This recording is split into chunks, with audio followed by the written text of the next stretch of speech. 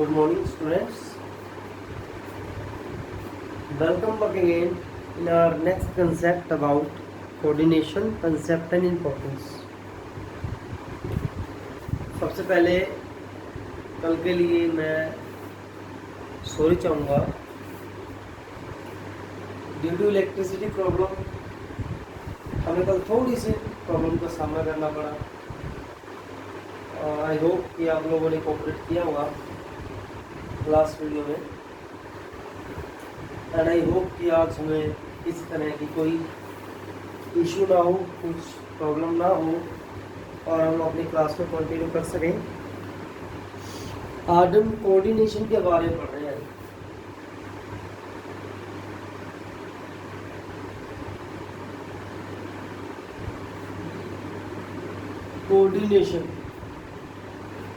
Coordination क्या है,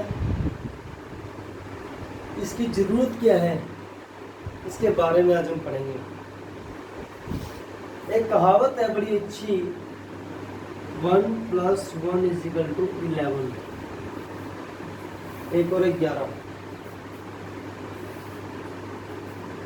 ये कब पॉसिबल है? When they are working with coordination, जब दो पर्सन कोऑर्डिनेशन से काम करते हैं ना, वो लोग 11 इक्वल हो जाते हैं, 11 के बराबर होते हैं वो लोग, with their mind, with their efforts, with their hard work. आज हम इसी कोऑर्डिनेशन के बारे में पढ़ेंगे। कोऑर्डिनेशन है क्या, इसका मतलब क्या है, इसकी कैरेक्टरिस्टिक्स क्या है, इसकी इंपॉर्टेंस क्या है। So without wasting our time, let's start the new concept about coordination.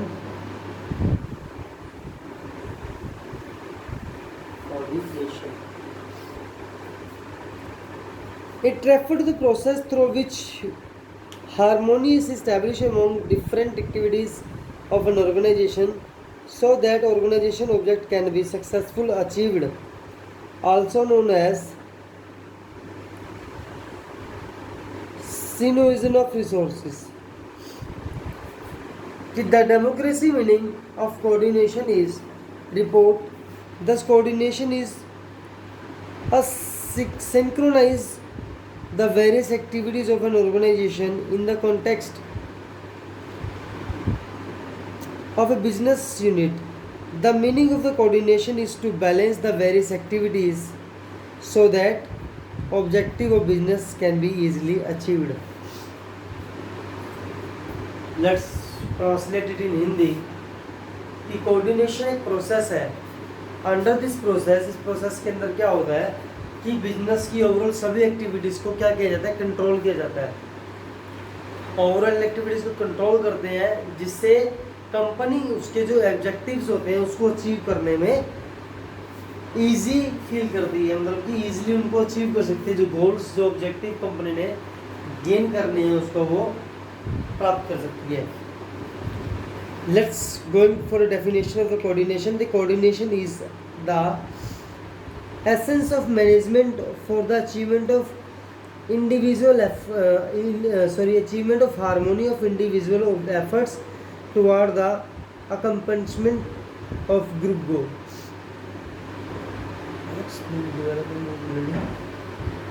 कि कोऑर्डिनेशन क्या एक प्रोसेस है जिसके अंदर क्या होता है कि मैनेजमेंट अचीव करने के लिए, उसके ऑब्जेक्टिव्स को अचीव करने के लिए काम करती है।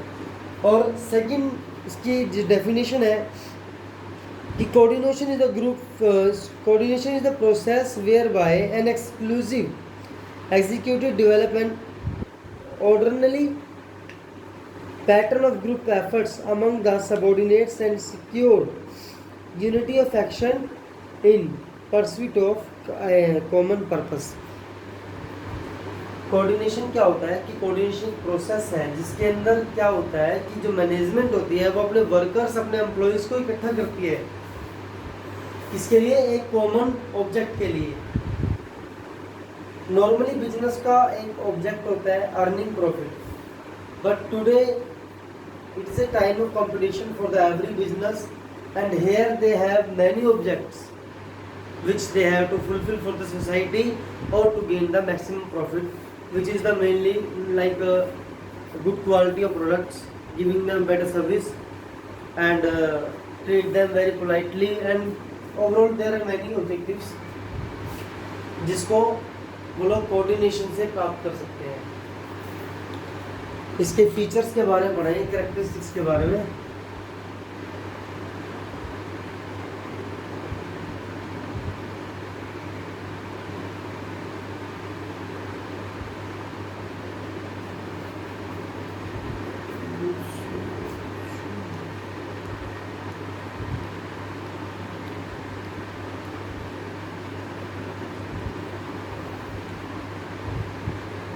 कि coordination ensure unity of action, कि कोऑर्डिनेशन ये प्रूव करता है कि जो आपके ग्रुप है वो यूनिटी में काम कर रहे हैं। यूनिटी का मतलब क्या होता है कि एकजुट होकर काम करना। कि the nature of coordination is of creating unity in action. It means during the coordination process an effort made to create unity among the various activities the organization। मतलब कि कंपनी की जितनी भी ऑर्गेनाइजेशन है उसके अंदर क्या एक यूनिटी लाने का काम किया जाता है, ताकि वो काम जो है वो एफर्ट के साथ और आसानी से जल्दी से हो जाए। Example for the purchase and cell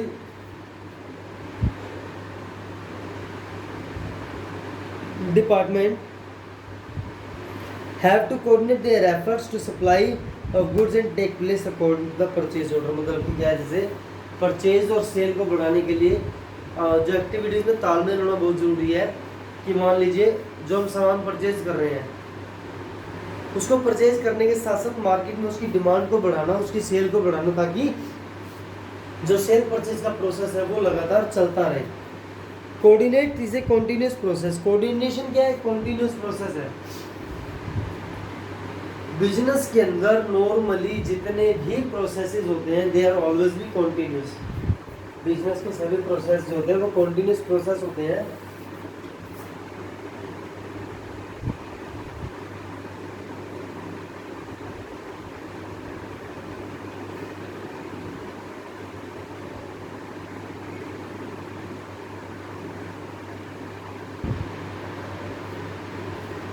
process always भी कॉन्टिन्यूस, ये कभी भी खत्म नहीं होते। बिजनेस के अंदर मान लीजिए कि हमने सेल और परचेज का एक एग्जांपल लिया था। बिजनेस क्या है? सेल परचेज को बिजनेस बोलते हैं, और सेल परचेज अगर बिजनेस में खत्म हो जाएगी तो क्या होगा? बिजनेस खत्म हो जाएगा। सेल परचेज कॉन्टिन्यूस चल रही है तो ये प्रोसेस भी चल रहा है।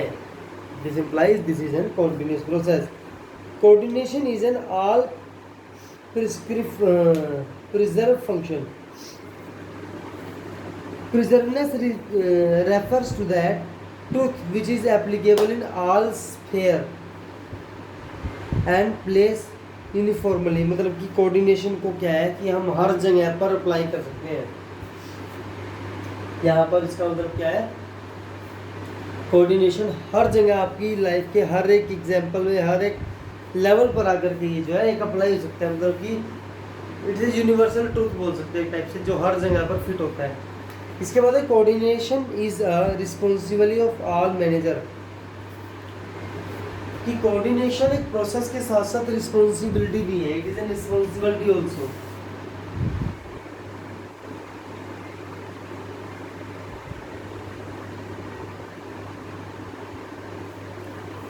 किसकी? मैनेजर्स की। कंपनी के अंदर जो मैनेजर्स काम कर रहे हैं उनकी रिस्पॉन्सिबिलिटी बनती है कि वो कोऑर्डिनेशन को बनाए रखें अपने एम्प्लॉयज़ के बीच में, ताकि वो लोग प्रॉपरली काम कर सकें। और कंपनी के हर लेवल पर जो है कोऑर्डिनेशन की ज़रूरत पड़ती है। After that coordination is an deliberate function. It is never established by itself, but it is deliberate effort. Only cooperation doesn't suffice by, but is also needed. For example, a teacher applies to teach effectively, but the timetable is not prepared in the school. In this situation, classes cannot be arranged for here. The effort made by the teacher is meaningless. Effort एक ऐसा process है, sorry coordination एक ऐसा process है जो अपने आप automatically आता है। Like I am new for you, मैं आपकी क्लास में एक नया टीचर हूँ।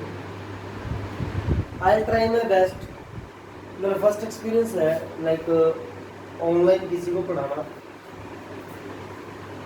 और आई ट्राई माई बेस्ट कि मैं आपको अच्छे से अच्छा पढ़ा सकूँ, but I didn't know that you are understanding my language or understanding my way of teaching to you or not, because you are not giving me any type of response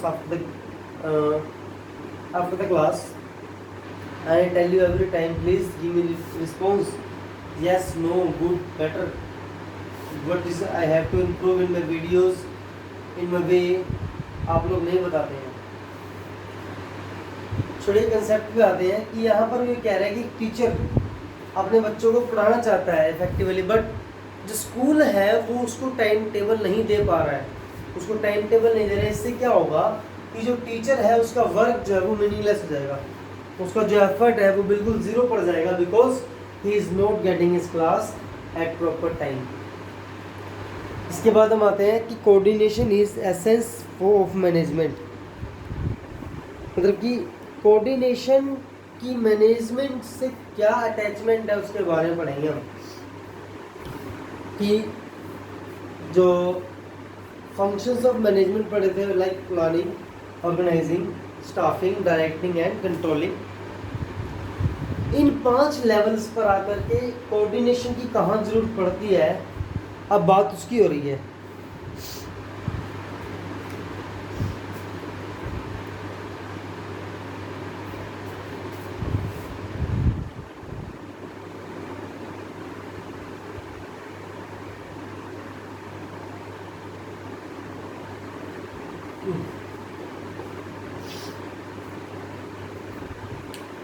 An important question is arise in relation to coordination, whether or not it is to be recognized as a 6th function of the chain of management function। 5 function पढ़े थे, इसको हम क्या है कि छठा function मान सकते हैं किसका, मैनेजमेंट का, कि coordination is the essence of management. Consider coordination to be separate function of management. However, modern management experts are of view that coordination is not a separate function of management, rather it forms a major part of all the other function of management। कि आजकल की जो philosophers हैं business के, वो उन्होंने ये बात बोली है कि जो कोऑर्डिनेशन है वो बिजनेस मैनेजमेंट का 6th फंक्शन नहीं है, मैनेजमेंट के हर फंक्शन के अंदर कोऑर्डिनेशन का यूज है, कोऑर्डिनेशन का रोल है। लाइक अब हम पढ़ते हैं, जैसे हमारा प्लानिंग फर्स्ट कंसेप्ट था, फर्स्ट फंक्शन था मैनेजमेंट का, उसके अंदर कोऑर्डिनेशन का रोल क्या है वो पढ़ेंगे हम।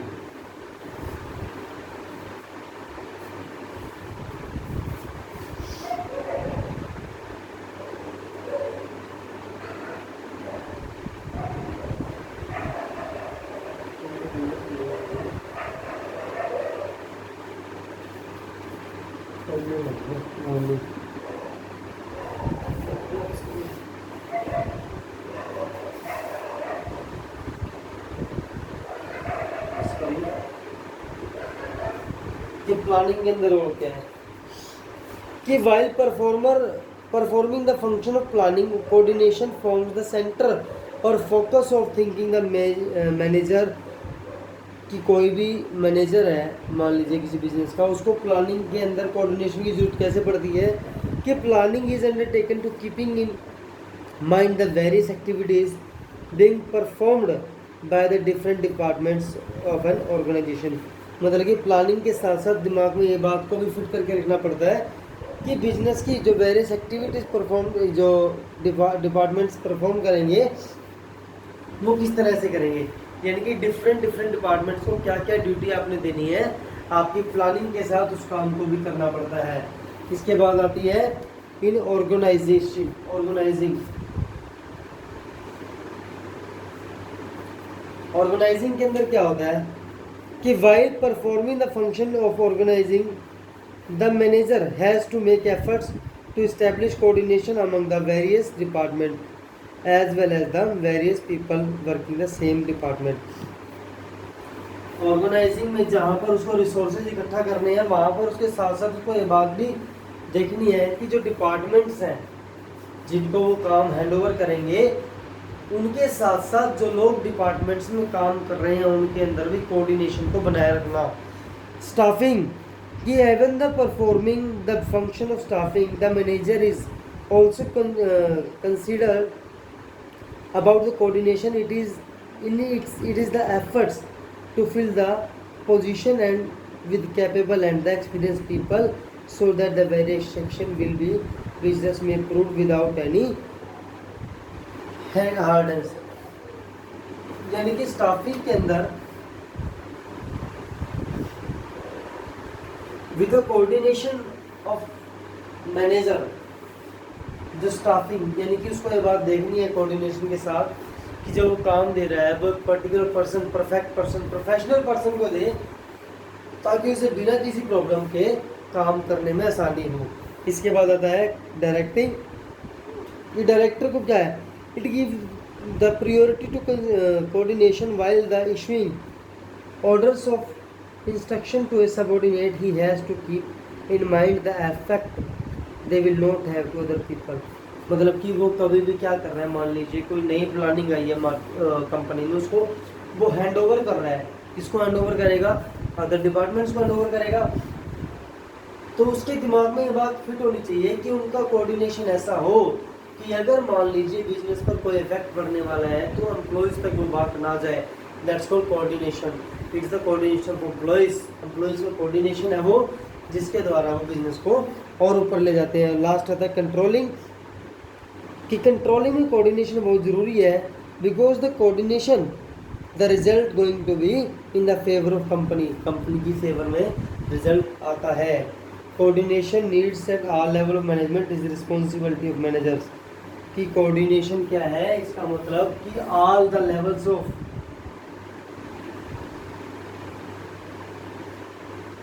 Management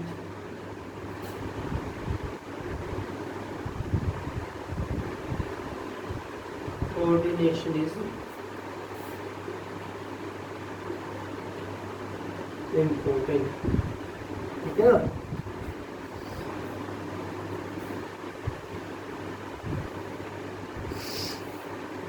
coordination all the levels of management पर ज़रूरी है। इट इंटीग्रेट द एफर्ट, ये क्या करता है कि डिपार्टमेंट्स के एफर्ट्स को इंटीग्रेट करना और अपग्रेड करना, उनको और हायर लेवल तक लेके जाना। और रिस्पॉन्सिबिलिटी ऑफ ऑल मैनेजर्स कैसे हैं कि टॉप लेवल के मैनेजर जो होते हैं need to be coordinate with their subordinates, उनको अपने सबऑर्डिनेट्स के साथ जो है कोऑपरेट करना पड़ता है। इवन की मिडिल लेवल ऑफ मैनेजमेंट जो क्या करती है कि coordinate with both top and lower, कि उनको तो टॉप वालों के साथ भी बना के रखनी है और लोअर वालों के साथ भी बना के रखनी है। और जो ऑपरेशनल लेवल ऑफ मैनेजमेंट होता है वो क्या करता है, coordinate the activities of workers, कि वो वर्कर की एक्टिविटी पर कोऑर्डिनेट करता है। इसके बाद इसकी इंपॉर्टेंस ऑफ कोऑर्डिनेट, सबसे पहली बात साइज ऑफ द ऑर्गेनाइजेशन। अगर मान लीजिए कि किसी ऑर्गेनाइजेशन का साइज बहुत बड़ा है, it means it is a very big project, बहुत बड़ी ऑर्गेनाइजेशन है, वहाँ पर कोऑर्डिनेशन की सबसे ज़्यादा जरूरत पड़ती है। कि आजकल the scale of business going to be increase day by day, any increase of the scale the business also result to increase in the number of peoples of employee of an organisation. कहते नहीं जितना बड़ा काम होगा उतने ज़्यादा man power की ज़रूरत पड़ेगी, और जितनी ज़्यादा मैन पावर होगी उतना ज़्यादा कोऑर्डिनेशन बनाना पड़ेगा, और जितना ज़्यादा कोऑर्डिनेशन होगा उतना ज़्यादा प्रॉफिट गेन होगा। अकॉर्डिंग टू माई स्टेटमेंट मैं ये बात कहना चाहता हूँ कि अगर बिजनेस में ऑर्गेनाइजेशन का साइज बड़ा है वहाँ पर मैन पावर ज़्यादा चाहिए, जिस वजह से वहाँ पर कोऑर्डिनेशन की ज़रूरत बहुत ज़्यादा होती है। दूसरा फंक्शनल डिफरेंशिएशन, कि there may be a clash of interest among the various department of organization, such a situation becomes a very big hardness of the in the achievement of organization goal. कि कभी कभी क्या होता है कि organisations में ना डिफरेंट डिफरेंट डिपार्टमेंट्स का जो इंटरेस्ट होता है, डिफरेंट डिफरेंट काम, अपने अपने काम में होता है।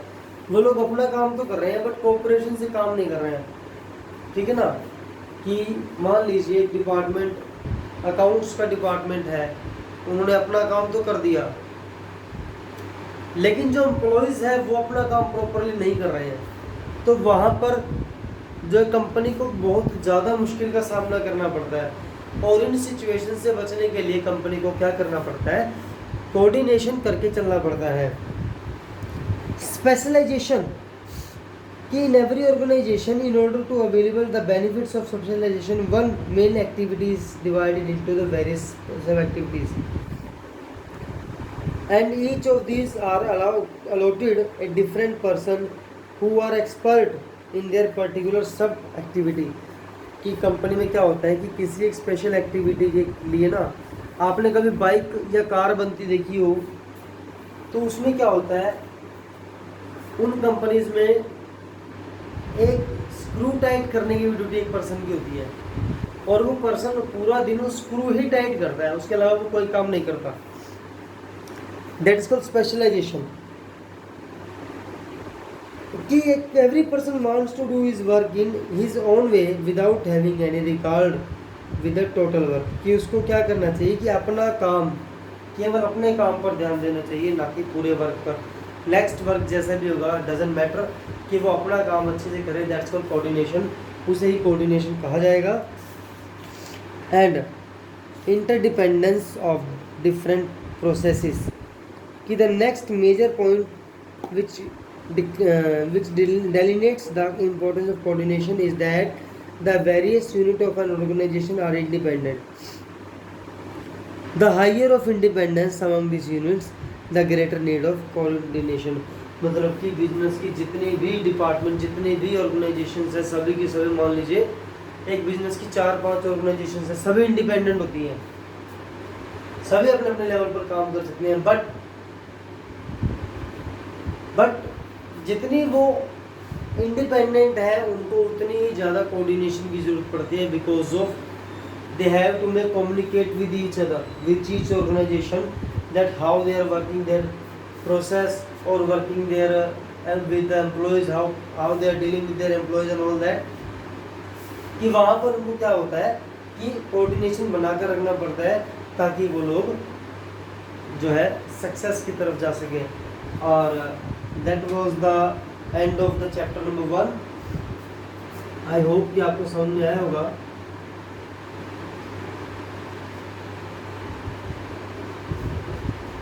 I am going to conduct the test of this chapter on